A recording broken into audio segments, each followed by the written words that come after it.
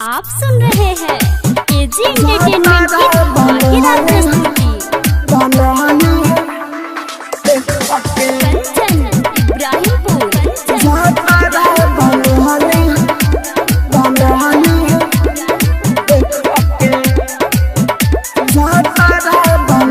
AG recording studio. होई जब से मुर्दा ने सुना खाले में साला फांसे जान। होई जब से मुर्दा ने सुना खाले में साला फांसे जान। होई जब से मुर्दा ने सुना खाले में साला फांसे जान। जाता बना ली हो देखो के यारवा के लाए जान। जाता बना ली हो देखो के यारवा के लाए जान। जाता बना ली हो देखो के। आप सुन रहे हैं एजी एंटरटेनमेंट की धमाकेदार प्रस्तुति।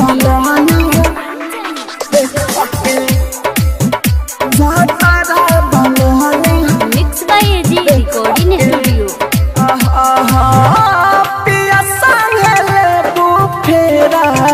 हमसे न सहाई एकर चलते तहर दीवाना गलत रास्ता जाई।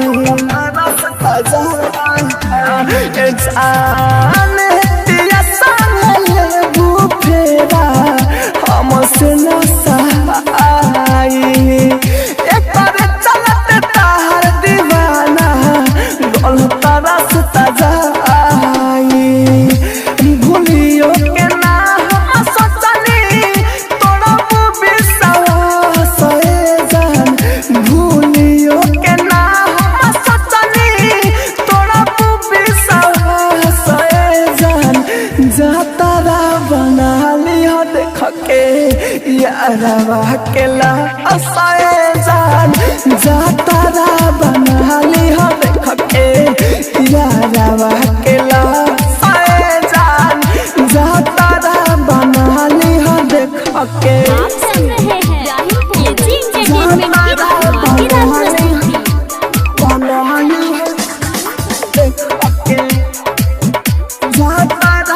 Mix by AG recording studio.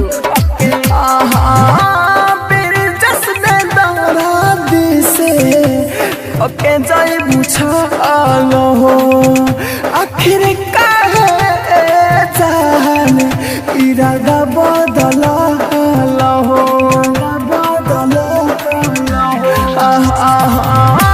मेरे जज्बे दर्द से ओले बारू छालो हो आखिर काहे जान इरादा बदला। राहुल राजा धान के कमजोर भइल बहुत जान।